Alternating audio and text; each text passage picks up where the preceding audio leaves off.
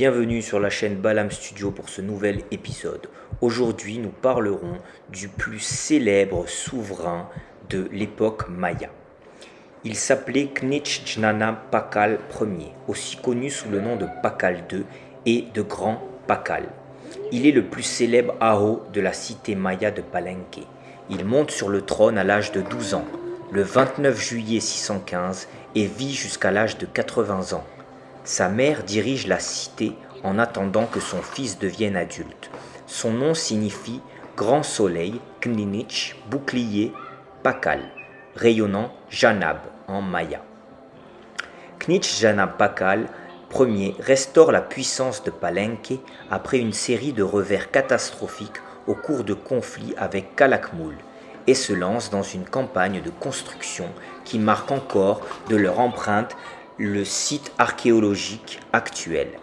La découverte de son tombeau en 1952 est considérée comme une des plus importantes de l'archéologie maya. Knichtjnana Pakal Ier accède au trône alors que Palenque, qui avait subi plusieurs attaques de Calakmul, était au plus bas. Il succède à un souverain mystérieux, ce soi-disant souverain mystérieux de son nom Muwan Maat.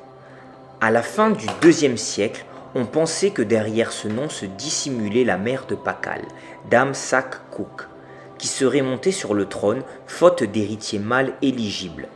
La chose s'était déjà produite à Palenque. Cette théorie est aujourd'hui largement abandonnée. Son père, Khan X Mo, pourrait être d'origine étrangère, et certains auteurs spéculent même que Pakal serait né ailleurs qu'à Palenque.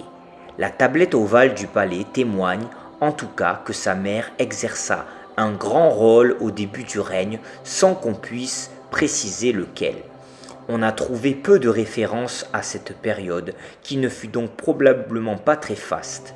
Les premiers grands événements relatés sont son mariage avec Dame Tsak Akbu de la cité de Totkan vers 626, puis la capture d'un de ses seigneurs par la cité de Piedras Negras en 628. Ensuite, la stabilité de son long règne et celle contemporaine d'autres grandes cités mayas comme Tikal permettent à Palenque de se développer sa puissance et son prestige. Ainsi, à partir de 647, Pakal peut financer la construction du Templo Olvidado, temple oublié, connu aussi sous le nom du Temple H, puis des bâtiments du secteur et du palais.